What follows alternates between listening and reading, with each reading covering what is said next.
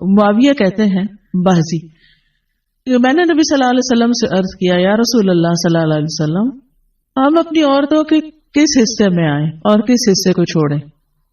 یعنی شوہر بیوی کے تعلق کی بات ہو رہی.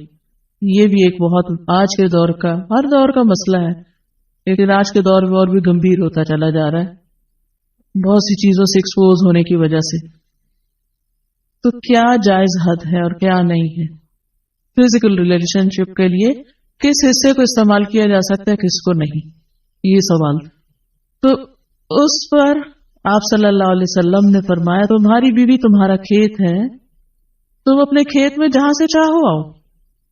جہاں سے چاہو آؤ کا مطلب کیا ہے کہ جہاں سے کلٹیویشن ہو سکتی، یعنی کہ کھیت کے تعلق سے کیا بتایا نساؤکم حرث لکم فأتوا حرثکم انا شئتم. انا شئتم کا مطلب انا جو ہے ظرف زمان و مکان دونوں کے لیے آتا ہے کہ جانے کا کوئی خاص وقت مقرر نہیں کہ یہ دن ہے یا رات ہے، ایسی کوئی پابندی شریعت نے نہیں رکھی. اور اسی طرح جب کھیت کیا ہے کہ بیوی کو بتایا گیا تو اس میں اس کی یعنی کہ اس کی قدر و قیمت اور اس کی حفاظت اور اس کی سرسبزی اور خوشحالی اور وہ ساری چیزیں اپنی جگہ ہیں. پلس یہ بہت ہی حکمت کی بات ہے کہ کھیت میں کچھ اگ جب ہی سکتا ہے جب اس میں بیج ڈالا جائے. تو اب شوہر بیوی کے ساتھ ایسا تعلق قائم کرے کہ اولاد پیدا ہو سکے. وہ اورل سیکس سے تو نہیں ہو سکتا، وہ اینل سیکس سے بھی نہیں ہو سکتا. obviously understood ہے کہ انا کا مطلب یہاں کیا ہے، ٹھیک ہے نا. یعنی یہ وہ باتیں کہ جن کو بہت لفظوں کو کھول کھول کے نہیں بولا جا سکتا، لیکن اٹس انڈرسٹوڈ. تو آپ نے کہا جہاں سے چاہو، یعنی کوئی رکاوٹ نہیں، ممانعت نہیں. اس کا یہ مطلب نہیں کہ ناجائز حدود فلان کے کہو کہ اس کی بھی ممانعت نہیں. البتہ جب تم کھاؤ تو اسے کھلاؤ. یعنی کہ شوہر خود آؤٹنگ ڈائننگ کے لیے چلا جائے اور بیوی کو کہے کہ بس گھر میں پکا لو اپنے لیے اور کھا لو، خود صرف دوستوں کے ساتھ رہے. دس از ناٹ رائٹ. بیوی کو بھی لے کے جائے اور ساس بھی بہو کو جانے دے.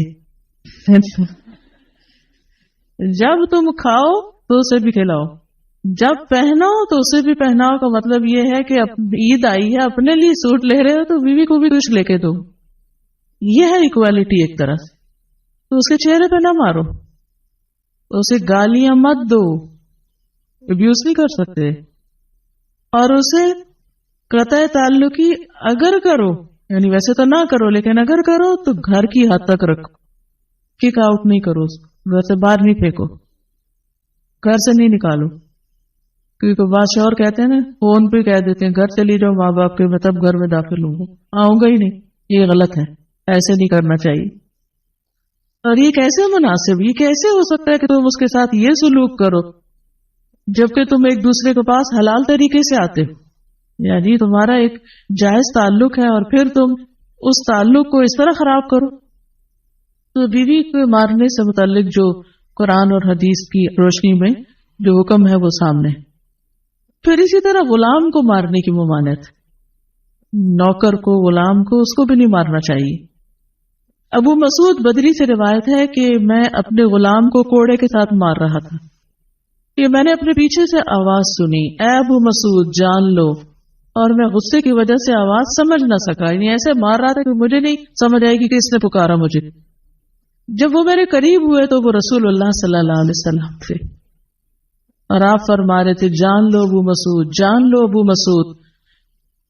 کہتے ہیں میں نے اپنے ہاتھ سے کوڑا پھینک دیا تو آپ نے فرمایا جان لو ابو مسعود. یعنی آپ بار بار فرما رہے تھے اللہ تم پر زیادہ قدرت رکھتا ہے تمہاری اس غلام پر قدرت سے، یعنی جتنا تم اس غلام پہ قدرت رکھتے ہو اللہ اس سے زیادہ تم پہ قدرت رکھتا ہے، یعنی تمہیں مارے گا.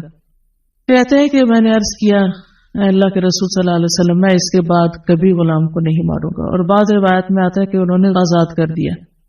ابو عمر زازان سے روایت ہے، کہتے ہیں کہ ہم لوگ ابن عمر کے پاس تھے، انہوں نے اپنے غلام کو بلایا جسے انہوں نے مارا تھا.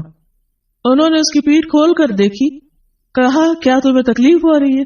اس نے کہا نہیں.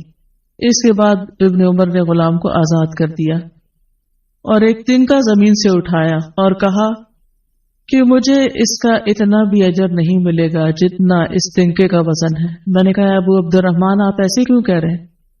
انہوں نے کہا کہ میں نے رسول اللہ صلی اللہ علیہ وسلم کو فرماتے ہوئے سنا، جو شخص اپنے غلام کو بے قصور یعنی حد شرعی کے علاوہ مارے یا اس کے چہرے پہ تومانچہ مارے تو اس کا کفارہ ہی کہ اسے آزاد کر دی، کفارہ ہے، اس آزادی کا ثواب کوئی نہیں تنگ کے برابر بھی۔ یعنی بعض اوقات تم سمجھتے ہیں بڑی نیکی کی لیکن اس میں تو چھوٹ بھی جائے تو وہ بھی بہت بڑی بات۔ صحابہ کرام جو تھے وہ خاص طور پر اس سے محتاط رہتے اور غلاموں سے درگزر کرتے تھے۔